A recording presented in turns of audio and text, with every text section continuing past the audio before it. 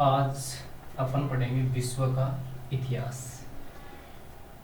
विश्व का इतिहास पढ़ने से पूर्व में कुछ आपको दो तीन जो बातें हैं वो अपन शेयर कर लेते हैं एक दूसरे के साथ।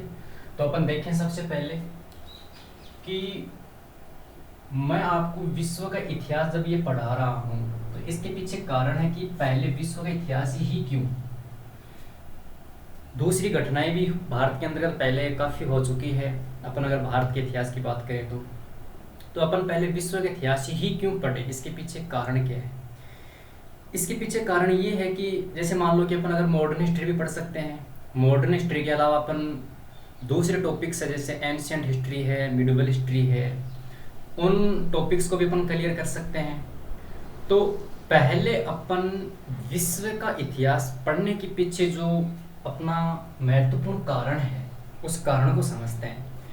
कारण देखो, सबसे पहले महत्वपूर्ण कारण ये है कि अगर अपन विश्व का इतिहास पढ़ लेंगे, विश्व के अंतर्गत जो महत्वपूर्ण घटनाएं हुई है, अगर उनका अपन को अच्छा नॉलेज होगा, अच्छी अपनी पकड़ उनके ऊपर होगी, घटनाओं के ऊपर जो महत्वपूर्ण तिथियां हैं, महत्वपूर्ण जो कार्यक्रम थे, जो क्रांतियां हैं, उनका क्या परिणाम निकला था, विश्व के बाद में फिर कौन कौन सी घटनाएं बढ़ी थी। फिर अगर अपन विश्व के इतिहास को पढ़ने के बाद में अगर मॉडर्न हिस्ट्री पढ़े, अगर मॉडर्न हिस्ट्री वाला चैप्टर बाद में अपन क्लियर करें तो अपन को क्या होगा कि इससे मॉडर्न हिस्ट्री का जो चैप्टर जितने भी क्लियर होंगे उनको अपन आसानी से गैर समझ में बना पाएंगे। जैसे मैं एक एग्जांपल लेता हूँ आपको कि भारत के अंतर्गत जो महात्मा गांधी जी थे वो 1915 में आए। ठीक, ये अपन आधुनिक भारत के अंतर्गत जब गांधी जी का आगमन भारत में होगा और गांधी जी के द्वारा संचालित उनके जो नेतृत्व करता जो हुआ करते थे गांधी जी अपने विभिन्न आंदोलनों के, उन आंदोलनों को जब अपन पढ़ेंगे सिस्टम से, गांधी जी का आगमन, गांधी जी के द्वारा विभिन्न जो आंदोलन संचालित किए गए थे उनका अध्ययन अपन करेंगे, गांधीवाद के बारे में अपन पढ़ेंगे, जितने भी कार्यक्रम गांधी जी के द्वारा संचालित थे अगर अपन उनको पढ़ेंगे तो आप सपोज करके देखो कि सन 1915 के अंतर्गत गांधी जी का भारत के अंतर्गत क्या हुआ, आगमन हुआ। अब अगर 1915 में अपन गांधी जी का आगमन देखते हैं आधुनिक भारत में, तो अपन को देखो यहाँ पे एक चीज रिलेटेड कर पाएंगे यहाँ पे कि सन 1914 यानी कब, 1914 टू 1918, यानी 1914 से लेके 1918 ईस्वी तक का जो टाइम हुआ करता था उसके अंतर्गत फर्स्ट वर्ल्ड वॉर हुआ था। अब उस फर्स्ट वर्ल्ड वॉर देखो 1914 है और गांधी जी का आगमन कब है, 1915। तो अब 1914 से लेके 1918 तक गांधी जी भी विश्व जो युद्ध हुआ था, प्रथम विश्व युद्ध हुआ था, उसके अंतर्गत अब देखो 1915 की बात अपन कर रहे हैं, यहाँ पे अंग्रेजों का नियंत्रण था। तो जब अंग्रेजों का नियंत्रण भारत के अंतर्गत हुआ करता था तो अपन इस चीज को एक देखो ध्यान से समझे कि अंग्रेजों का भारत में जब नियंत्रण था तो गुलाम था भारत। औपनिवेशिक शासन किसका था, अंग्रेजों का। जब औपनिवेशिक शासन अंग्रेजों का भारत के अंतर्गत हुआ करता था तो इंग्लैंड का नियंत्रण पूर्ण रूप से भारत की सेना के ऊपर हुआ करता था। यानी भारतीय सेना को जैसे जैसे अंग्रेज कहेंगे वैसे वैसे काम कौन करेंगे, भारत की सेना करेगी। तो गांधी जी को आश्वासन दिया गया था कि ना स्वतंत्रता कब मिले, भारत को आजादी कब मिले।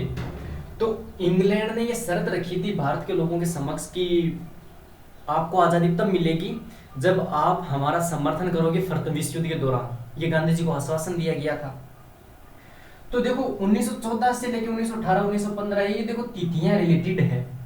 जब अपन इस प्रथम विश्व युद्ध को अच्छी तरह से समझ पाएंगे तो अपन को पता चलेगा कि हाँ वास्तव के अंतर्गत अपन क्या करेंगे, आधुनिक भारत को इस विश्व के इतिहास से आसानी से समझ पाएंगे। इसी प्रकार से अपन एंशिएंट हिस्ट्री देख लेते हैं। यानी अगर अपन सीधा मिडिवल हिस्ट्री पढ़े तो अपन को मिडिवल हिस्ट्री पढ़ने में बहुत कठिनाइयों का सामना करना पड़ेगा। क्यों? क्योंकि अपन को मिडिवल हिस्ट्री पढ़ने से पूर्व अपन को एंशिएंट हिस्ट्री पढ़नी पड़ेगी। और अगर अपन एंशिएंट हिस्ट्री जो है अगर उसको आसानी से समझ पाएंगे तो अपन मिडवल हिस्ट्री जो है उसको भी आसानी से क्या कर पाएंगे, समझ पाएंगे, उस पर अपनी मजबूत पकड़ होगी। और किसी भी प्रकार की जो भारत सरकार के द्वारा हो या राज्य सरकारों के द्वारा हो, जो गवर्नमेंट जितनी भी जॉब्स है उनके अंतर्गत जो हिस्ट्री वाला जो पार्ट्स है, जो पॉलिटी वाला जो पार्ट्स है, उनको भी अपन आसानी से समझ पाएंगे इन क्षेत्रों से। यानी विश्व इतिहास को अगर अपन अच्छी तरह से समझ लेंगे तो अपन उन पार्ट्स को भी क्या कर पाएंगे, आसानी से पढ़ पाएंगे। तो दूसरी चीज अपन देखो, विश्व इतिहास को पढ़ने के बाद में स्टार्टिंग में अपन जब ज्योग्राफी का मैपिंग वाला वर्ड पार्ट पढ़ते हैं, ज्योग्राफी के जितने भी सेगमेंट्स हैं अगर उनको अपन कवर करते हैं तो विश्व इतिहास को बहुत ज़्यादा आसानी से अपन समझ पाते हैं। क्यों? क्योंकि जैसे मान लो कि जब अपन फ्रांस की क्रांति पढ़ते हैं, जर्मनी का एकीकरण पढ़ते हैं, ये जो अपनी अमेरिकी क्रांति है इनके बारे में पढ़ते हैं, अमेरिकी गृह युद्ध के बारे में पढ़ते हैं, दक्षिण वाला भाग कौन सा था, उत्तर वाला भाग कौन सा हुआ करता था, तो जब भी अपन इसको समझे रहेंगे थोड़ा बहुत, तब अपन क्या करेंगे, जो वर्ल्ड मैपिंग होगी, जब अपन ज्योग्राफी की मैपिंग क्लासें जब अपन करेंगे तो उस टाइम पे अपन को आसानी से समझ पाएगा कि हाँ वास्तव में देखो ये उत्तर अमेरिका था और उत्तर अमेरिका के अंतर्गत ये दक्षिण वाला भाग था, ये अपना नॉर्थ वाला भाग हुआ करता था, और इटली ऐसा मतलब एक संकरी पट्टी के जैसा है, तो यहाँ पे सिसिली वाला जो था, ये जितने भी प्रांत अपन वहाँ पे जब विश्व इतिहास के दौरान अपन पढ़ेंगे तो अपन वर्ल्ड मैपिंग के अंतर्गत भी उसको आसानी से गहरी समझ इसमें कर पाएंगे। तो देखो सबसे पहले किसी भी टॉपिक को स्टार्ट करने से पहले अपन उसका पाठ्यक्रम जान लेते हैं कि अपन किस सिस्टम से अपन पढ़ेंगे। फर्स्ट वाला टॉपिक कौन सा होगा, सेकंड वाला टॉपिक कौन सा होगा, फिर उसके बाद में अपन अगर व्यवस्थित रूप से किसी भी चीज़ को अपन अध्ययन करें तो अपन की समझ भी गहरी होती है, समझने में अपन को आसानी होती है, और एक इंटरेस्ट के माध्यम से अपन उस सब्जेक्ट को क्या कर पाते हैं, समझ पाते हैं। अपन को ध्यान में रखने वाली बात यहाँ पे एक ये है कि किसी भी प्रकार का कोई भी सब्जेक्ट हो, चाहे वो ज्योग्राफी हो, चाहे हिस्ट्री हो, चाहे पॉलिटी हो, चाहे इकोनॉमिक्स हो, चाहे साइंस टेक हो, चाहे कोई भी सब्जेक्ट हो, उसमें समझ अपन की बेहतर करने के लिए अपन को क्या करना पड़ेगा, अतीत में थोड़ा सा अध्ययन करना पड़ेगा कि जब अपन प्रेजेंट में कोई चीज़ पढ़ रहे हैं तो उसका थोड़ा पास्ट भी अपन ध्यान में रखें कि उसका पास्ट कैसा है। अगर अपन थोड़ा सा पास्ट में जाके उसको झांक लें, अगर थोड़ा सा उसका अध्ययन कर लें तो अपन किसी भी टॉपिक को क्या कर सकते हैं, आसानी से समझ सकते हैं। तो सबसे पहले मेरा जो पार्ट्स मैं आपको क्लियर करवाऊंगा यूट्यूब के द्वारा, उसके अंतर्गत मैं आपको सबसे पहले वर्ल्ड हिस्ट्री पढ़ाऊंगा। वर्ल्ड हिस्ट्री के बाद में मैं आपको ये जो अपना मॉडर्न हिस्ट्री है वो पढ़ाऊंगा। फिर उसके बाद में अपन एंशिएंट हिस्ट्री पढ़ेंगे। एंशिएंट हिस्ट्री के बाद में अपन जो दूसरा सब्जेक्ट होगा अपन मिडवल हिस्ट्री पढ़ेंगे। मिडवल हिस्ट्री के बाद में अपन पढ़ेंगे पॉलिटी वाला जो पार्ट है। अब देखो हिस्ट्री जब अपन कवर कर पाएंगे तो पॉलिटी के अंतर्गत अपन देखो काफ़ी चीज़ें कवर कर पाएंगे। जैसे अपन 1892 है, 1853 का अधिनियम है, 1833 का है, 1813 का है, 1919 का है, 1909 का है, 1935 के जितने भी पॉलिटी में अपन अधिनियम पढ़ते हैं, जो एक्ट्स पढ़ते हैं, उनका अपन पहले हिस्ट्री में क्या कर पाएंगे, कवर कर पाएंगे। उसकी वजह से क्या होगा, अपना जो पॉलिटी वाला जो सेगमेंट है वो भी अपना क्या हो जाएगा, क्लियर हो जाएगा। तो अपन को ध्यान में रखना ये है कि कोई भी टॉपिक अपन पढ़ें तो डायरेक्टली उसको नहीं पढ़ें, बल्कि उससे पहले उस टॉपिक को अपन थोड़ा सा समझें, उसके ऊपर थोड़ी गहरी समझ बनाएं, उसका थोड़ा सा अपन अध्ययन करें।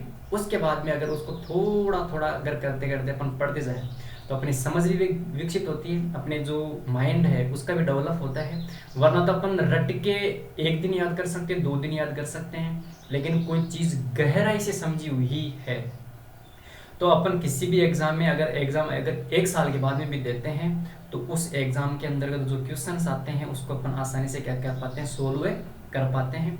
तो सबसे पहले वर्ल्ड हिस्ट्री पढ़ें।